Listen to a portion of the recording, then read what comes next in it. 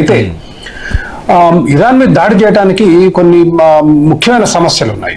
ఈరోజు అంటే అమెరికా వైపు నుంచి కనుక మనం ఆలోచిస్తే దీంట్లో రెండు ఒపీనియన్స్, ఒకటి pro America and pro Iran.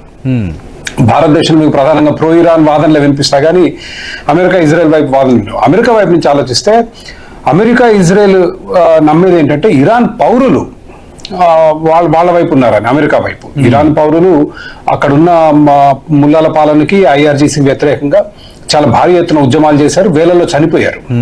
So అక్కడున్న పాలకులు హైలీ అన్పాపులర్. ఇరాన్ మీద బాంబులు వేయడానికి వచ్చిన సమస్య ఏంటంటే ఇరాన్ పౌరులు మనకు మద్దతు తెలుపుతున్న పౌరుల మీద బాంబులు ఎట్లా వేస్తాం, ఒకటి వాళ్ళని మరిన్ని కష్టాలకు గురి చేస్తే. ఇప్పటికే వాళ్ళు చాలా అష్ట కష్టాల్లో ఉన్నారు, ఎందుకంటే ఇరాన్కి వచ్చే ఆయిల్ ద్వారా వచ్చే రెవెన్యూ చాలా వరకు ఈ టెర్రరిస్ట్ అవుట్ఫిట్స్, ఇది హమాస్, హెజ్బొల్లా, హూతీస్ లాంటి వాళ్ళకి అక్కడున్న గల్ఫ్ రీజియన్ లో ఈ హింసాత్మకమైన చర్యలు వీటికి ఫండింగ్ కి ఇరాన్ ఎక్కువగా వాడుతుంది. దాని మూలంగా ఇరాన్ ఆర్థికంగా వెనకబడింది. పక్కనున్న గల్ఫ్, ఇప్పుడు మీరు సౌదీ అరేబియా, యుఏఈ, ఖటార్, కువైట్ ఇట్లాంటి దేశాలతో పోలిస్తే ఇరాన్ బాగా వెనకబడింది. ఎందుకంటే వాళ్లకు ఆయిల్ సంపద విపరీతంగా ఉంది, కానీ ఆ ఆయిల్ సంపదని వాళ్ళు సరైన మార్గాల్లో వినియోగించడం లేదు.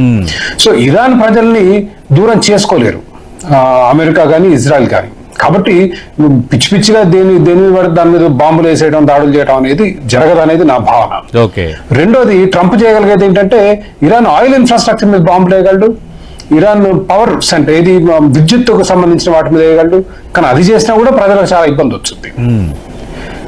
ఒకవేళ ఈ పాలన కూలిపోయినా, ఏది ఐఆర్జీసీ అక్కడున్న ముల్లాల పాలన ఒకవేళ అంతమైనా కూడా, కొత్త ప్రభుత్వం వచ్చినా కూడా మీరు మొత్తం ఆయిల్ ఇన్ఫ్రాస్ట్రక్చర్ ని ధ్వంసం చేసి అక్కడున్న కరెంటు వ్యవస్థ, పవర్ ఇన్ఫ్రాస్ట్రక్చర్ ధ్వంసం చేస్తే అసలు ఎట్లా వాళ్ళు బతికేది ఎట్లా? సో ఇది అనుకున్నంత సులువు కాదు. It is not.